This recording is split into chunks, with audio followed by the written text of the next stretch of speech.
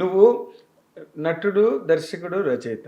ఈ మూడింట్లో నువ్వు గౌరవించుకునేవాడు ఎవడు నీలో? అంటే నేను ఈ క్వశ్చన్ 100 సార్లు అడిగారు, నేను 100 సార్లు ఒకే సమాధానం చెప్పాను.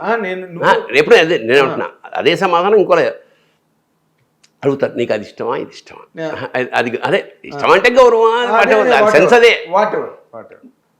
నాకు నేను అప్పుడు అంటాను, నీకు భోజనం చేయడం ఇష్టమా నిద్రపోవడం ఇష్టం అంటే భోజనం చేసి నిద్రపోవడం ఇష్టం అండి. కారణం ఏమిటంటే నేను బేసిక్గా రచయితని.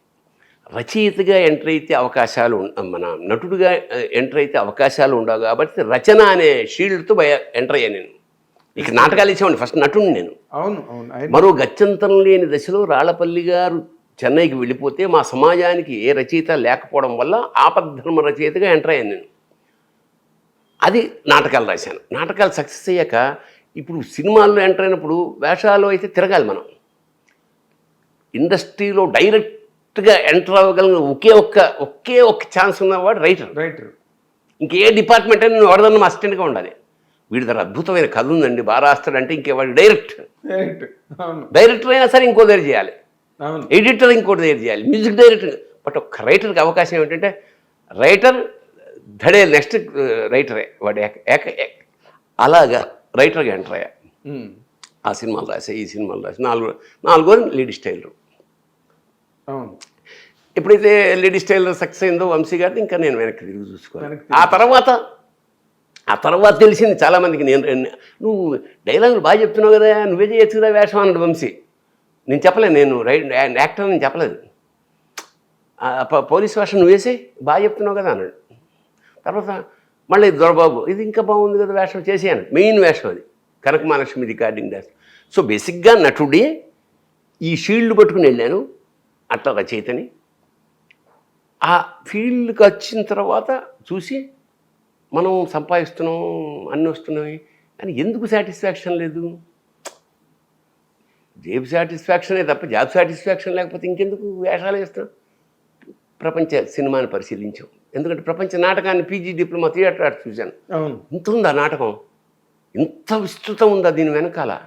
ఇన్ని ఇజమ్స్ ఉన్నాయా, సర్రియలిజము, అబ్స్ట్రాక్ట్, ఇవన్నీ ఇన్ని ఉన్నాయా అని నేర్చుకుని నేను నాటకాలలో ప్రయోగాలు చేసి షార్ట్ ఫిల్మ్స్. ఇప్పుడు నాలో అద్దె మొదలైంది. ఎప్పుడు చూసినా బెంగాలీ ఫిల్మ్కి వచ్చింది, కొంకణి ఫిల్మ్కి వచ్చింది, కన్నడ ఫిల్మ్కి వచ్చింది, మన తెలుగు సినిమా ఎంతసేపు ఒక్క తెలుగు సినిమా తప్ప ప్రతి వాళ్ళు. అప్పుడు అది నాకు ఒక విధమైన దుగ్ధ, కసి, బాధ. దీంతో నేను ఏదైనా చేయాలి. ఇది డైరెక్ట్గా చేసి అంత డబ్బులు లేవు మన దగ్గర. ఒక యూనివర్సల్ ఫ్యాక్టర్ ఏమిటంటే ఎవరికైతే డబ్బు ఉంటుందో వాడు మంచి సినిమా తీయాలనుకోడు, ఎవరికైతే మంచి సినిమా తీయాలనో వాళ్ళకి డబ్బు ఉండదు. ఇది యూనివర్సల్ ఫ్యాక్ట్. సో ఈ క్రమంలో మనం అంత చేయలేం కాబట్టి ఇప్పుడు మనం నా దగ్గర ఉన్న డబ్బుతో మనమే ఒక ప్రయోగం చేద్దాం. ఏమిటి, నాకు ఈ పీజీ డిప్లొమా థియేటర్ వల్ల వెస్ట్రన్ థియేటర్ తెలియడం వల్ల నాకు సర్రియలిజం అనే ఒక కాన్సెప్ట్ బాగా నచ్చి first time I invested money. ₹1,00,000 budget తోటి ఒక షార్ట్ ఫిల్మ్ తీద్దాం అని ఇంక్ సిరా. ఇదేమిటి, వరల్డ్ టెర్రరిజం మీద. టెర్రరిజం, ఒక కవి టెర్రరిజానికి ఎలా రియాక్ట్ అయ్యాడనేది కథ. ఒక్క డైలాగ్ కూడా లేదు, హాఫ్ అన్ అవర్లో ఒక్క డైలాగ్ కూడా లేదు. అబ్సల్యూట్ సైలెన్స్లో సౌండ్స్తో విజువల్స్తో మ్యాజిక్ చేయాలి. ఒక స్క్రిప్ట్ రాసుకున్నా నేను, ఝాన్సీ చేసిన మొదలెట్టాం. షార్ట్ చెప్తే ప్రతివాడు, మా అన్నగారు అబ్బాయి కెమెరా, ఎవ్వడు నేను తీస్తుంటే చూస్తున్న ఏదో తీస్తున్నా, ఏమీ అర్థం అసలు. ఆర్టిస్టులు కూడా అడగలే, ఆర్టిస్ట్ అంటే అమ్మాయి కదా, నేను ఆ అమ్మాయి. మొత్తానికి అది తీసేసాం. నేను అనుకున్నది వచ్చేసింది. అందరూ చేశారు కానీ ఏం చేసామో తెలీదు. First international film fest Idaho panhandle యూఎస్కి పంపించాను. బెస్ట్ డెబ్యూ డైరెక్టర్ అవార్డు వచ్చేసింది అక్కడ. అమ్మని ఇందులో ఇంతుందా అనుకున్నాను మన వాళ్ళు. తీసుకొచ్చి ఇక్కడ ప్రసాద్ ల్యాబ్లో ప్రదర్శన కంటిన్యూస్గా వేశారు. చాలా పెద్దవాళ్ళు, త్రివిక్రము, పరశుర బ్రదర్స్ వాళ్ళందరూ వచ్చారు, చూశారు. రాఘవేంద్రరావు గారు ఏమన్నా మా అబ్బాయి చూస్తాడు నీ సినిమా నాకేమర్థం కావట్లేదు మొత్తానికి. ఎవరు రాఘవేంద్ర గారు అన్నారు. మొత్తానికి అలాగా చూసి అంటే ఇక్కడ అపారమైన ఒక అవార్డు చిన్నదే కావచ్చు కానీ నా థాట్ ఏదైతే ఉందో అది ఇంటర్నేషనల్లీ అక్లెయిమ్డ్. అంటే మన మన మన బర్త్ మన భారత తెలుగువాడి దమ్ము అంతర్జాతీయంగా కూడా ఉంది, చేయగలడు. అదే ముంబై ఫిలిం ఫెస్టివల్కి తీసుకెళ్ళేదాన్ని. సరే అది షార్ట్ లిస్ట్లో సెలెక్ట్ అయింది. 2008 నేను మా శిష్యుడు భార్గవ మోహన్ వెళ్ళాం.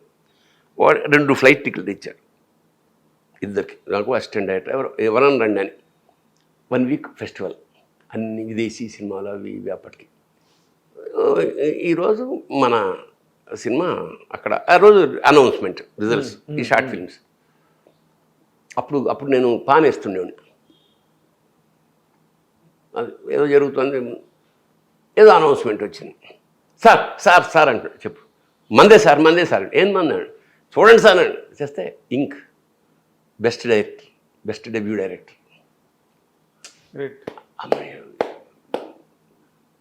నందితా దాస్ ప్రైజ్ డిస్ట్రిబ్యూట్ చేసింది ఆవిడ.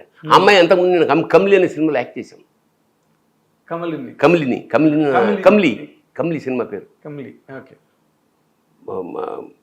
ఎవరు శాంతారాం మనవడు నాకు ప్రైజ్ డిస్ట్రిబ్యూషన్ ₹1,00,000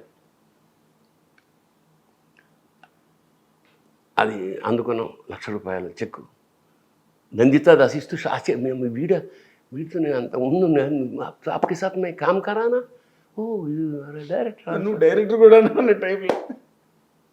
అది అది అది ఆస్కార్ వస్తే ఎలా షాక్ అవుతారు, అలా షాక్ అయ్యి ఫస్ట్ టైం తెలియదు. బట్ పిలుస్తూ సార్ మీరు సార్ మనం అక్కడ కట్ చేస్తే అక్కడ వేసేస్తున్నారు, ఇంక చిన్న బిట్లు వేసేస్తున్నారు అన్నమాట.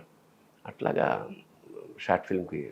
అంటే ఇందులోని నువ్వు స్టేజ్ నుంచి వచ్చి డైరెక్టర్ అయ్యి రైటర్ అయ్యి ఇన్ని క్వాలిఫికేషన్స్ ఇన్ని కోర్స్ నీలో ఉండి మామూలుగా జనరల్ డైరెక్టర్ అవ్వడానికి నువ్వు ఎందుకు ట్రై చేయలేదు అన్నది. అంటే ఇన్ని ప్రొడక్షన్స్ నిన్ను అంటే my concept of making film is total. ఎందుకంటే నేను చిన్నప్పటి నుంచి మా రైల్వే అట్మాస్ఫియర్లో విరిగిన అన్నీ I use to see only classics.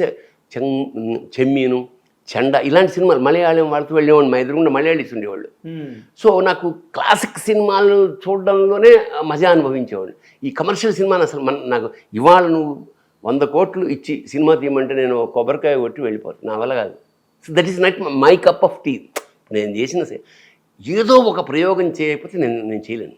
నా నాటకాలు చూసుకో, నా షార్ట్ ఫిల్మ్ చూసుకో, ఆఖరికి నా మిథునం చూసుకో. 100% ఇద్దరే. ఇద్దరే. నాకు ఏదో ఇప్పుడు బాహుబలి తీయాలంటే అంత దమ్ము మనకి, అంత డబ్బు లేదు. అంతటి ఇంకో అద్భుతం చేయాలంటే ఏంటంటే అంత కంటెంట్ ఉండాలి. ఏదైనా డబ్బు లేదనుకో కంటెంట్తో కొట్టాలి మనం. అంతే. ఇప్పుడు అంతే కదా, ఏదో ప్యారలల్ కదా, ఏదో సంథింగ్ డిఫరెంట్ అయితే తప్ప చూడు. అవును. ఇద్దరితో సినిమా ఏంటి? ఇద్దరితో సినిమానా? అయితే ఒకరితో తీయాలంటే ఒకరితో తీసి ఏకపాత్ర అవుతుంది కదా, సినిమా అవ్వదుగా. అయితే ఈ ప్రయోగానికి ఆద్యం ఏంటంటే కుక్కరొక ఇద్దరే మొగాళ్ళు. అవును, నాకు గుర్తుంది. దాని ఎక్స్టెన్షన్ దాని ఎక్స్టెన్షన్ సిరా, అవి ఇద్దరే. సో ఇద్దరితోటి చేయగలం మనం అన్న కాన్ఫిడెన్స్ అప్పటి నుంచే బిల్డప్ చేసుకుంటూ వచ్చాను నేను. ఇది యాక్సిడెంట్. మిథునం ఎందుకు సెలెక్ట్ చేశావు? అదే ఇద్దరే నాకు.